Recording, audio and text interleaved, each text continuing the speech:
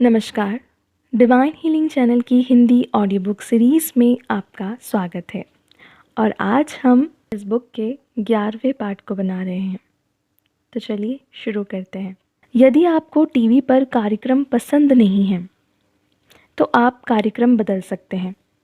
यदि आप अपने जीवन में कुछ स्थितियों और अनुभवों को पसंद नहीं करते हैं तो आप अन्य स्थितियों और अनुभवों को अपने जीवन में पेश कर सकते हैं। आप कभी भी असहाय, शक्तिहीन नहीं होते। सारी सर्वशक्तिमानता आपकी आत्मा में अंतर्निहित है, आपके भीतर है। अपने जीवन के अनुभवों और रहन सहन की स्थितियों को बदलना टीवी कार्यक्रमों को बदलने जितना ही तेज़ और आसान हो सकता है। जैसे मन और विचार दिशा बदलते हैं, वैसे ही शारीरिक घटनाएं भी बदलती हैं।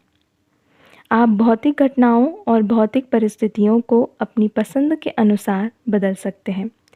जैसे आप पानी के प्रवाह को अपनी इच्छा अनुसार बदल सकते हैं। इस ब्रह्मांड में कुछ भी कठोर नहीं है। सारा ब्रह्मांड चेतना की एक धारा है। मिट्टी को इच्छा अनुसार आकार दिया जा सकता है। साथ ही ब्रह्मांडीय ऊर्जा को इच्छा अनुसार समायोजित किया जा सकता है। हर आत्मा को अपने विचारों से इस दुनिया में कुछ भी बनाने की आज़ादी है। मतलब आप अपने विचारों द्वारा जो भी सोचते हैं वो आप प्रकट कर सकते हैं, पर वो होना आपके स्वयं के हित के लिए चाहिए और दूसरों के भी हित के लिए चाहिए। ठीक है, तो इस बात का ज़रूर ध्यान रखिएगा। आगे चलते हैं। आपको विचार तथा राय बनाने में विवेकपूर्ण होना होगा। अधिकांश विचार बुद्धि से ईगो स्तर पर उत्पन्न होते हैं। भौतिक जगत के ज्ञान से ही अहंकार चलता है। सीमित ज्ञान के साथ लिया विचार सीमित जीवन के अनुभव देता है। अहंकार हमेशा सीमाओं में धकेलता है। आप अपनी बुद्धि से निर्णय लेते हैं। सीमाएं बुद्धि से ही शुरू होती हैं। अंतर्ज्ञान को बुद्धि से जोड़ने पर आपके दिमाग से कई अद्भुत विचार, राय और निर्णय निकलते हैं। सबसे पहले आपको अभ्यास करना होगा। जब आप अपने अंतर्ज्ञान को, इनर सेल्फ को अपनी बुद्धि से, अपने माइंड से जोड़ लेते हैं तो आप अद्भुत विचारों को जन्म देते हैं। दोस्तों, आगे सेठ मास्टर कहते हैं, सबसे पहले आपको इंटरफेस का उपयोग करके अभ्यास करना होगा। आपका अंतर्ज्ञान आपकी आत्मा की ऊर्जा को मुक्त करने और आपके जीवन में अद्भुत भौतिक घटनाओं को पेश करने में आपकी बहुत सहायता करेगा। आंतरिक दुनिया से जितना चाहिए उतना मार्गदर्शन प्राप्त करें। आपकी आंतरिक दुनिया आपकी मार्गदर्शक है। हमारा इनर सेल्फ, हमारी सोल हमारा मार्गदर्शक है। अगर आपको सही पीच नहीं मिल रही है और आप निराश नहीं होना चाहते हैं, इसलिए एक अच्छे केपो में निवेश करें। आपका विवेक आपको सभी निर्देश देगा। आप वर्तमान में अपने विवेक द्वारा दिए गए निर्देशों को स्वीकार करने में विफल हो रहे हैं। मतलब आप अपने विवेक की सुन ही नहीं पा रहे हैं। सेठ मास्टर ऐसा कहना चाहते हैं हम सभी मानवों से कि हम हमारे विवेक की नहीं सुनते। आगे बताते हैं क्या करें, क्या कार्य करना चाहिए, उस काम के लिए आगे का रास्ता क्या है।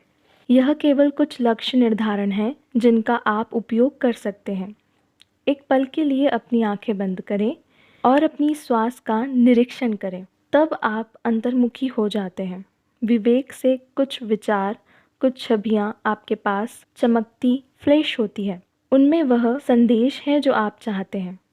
संदेश प्राप्त करने की व्यवहारिक विधियों की चर्चा आगे पृष्ठ में की जाएगी कि हम संदेश कैसे प्राप्त कर सकते हैं। बाहरी दुनिया से सभी मार्गदर्शन सीमित ज्ञान के अधीन हैं। जो भी हमको बाहरी दुनिया से प्राप्त होता है वो सब सीमित ज्ञान के अधीन है, मतलब बहुत कम ज्ञान है। उनके कारण आपके पास खोने के लिए कुछ नहीं है। आंतरिक दुनिया पर भरोसा करना सीखें। बाहरी दुनिया और चेतन मन में। अहंकार आपको गुमराह कर धोखा दे सकता है। जब तक हम हमारी आंतरिक दुनिया पे भरोसा नहीं करेंगे तो बाहरी दुनिया से जो ज्ञान हमें मिल रहा है वो और हमारा चेतन मन हमें धोखा दे सकता है। लेकिन आपकी आंतरिक दुनिया आपको धोखा नहीं देगी।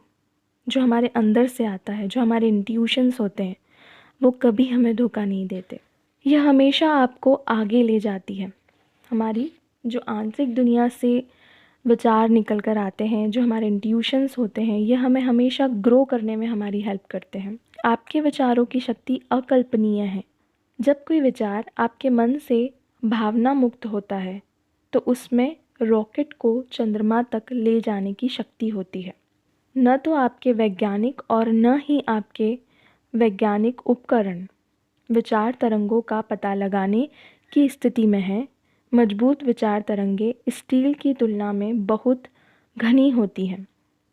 विचार तरंगों को आसानी से आकार दिया जा सकता है, जैसे मिट्टी को विभिन्न आकृतियों में आकार दिया जा सकता है। विचारों को किसी माध्यम की आवश्यकता नहीं होती, किसी भी सामग्री में प्रवेश कर सकते हैं। रासायनिक प्रतिक्रियाएं पदार्थ की प्रकृति को बदल सकती हैं।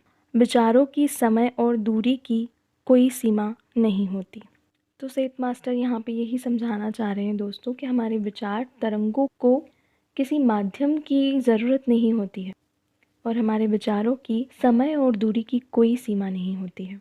हम जहाँ चाहें जैसे चाहें हमारे विचारों को पहुँचा सकते हैं। तो इसे दोबारा से सुन के अपने विचारों को समझने की कोशिश कीजिए दोस्तों। आज का टॉपिक यहीं ख़त्म करते हैं। धन्यवाद।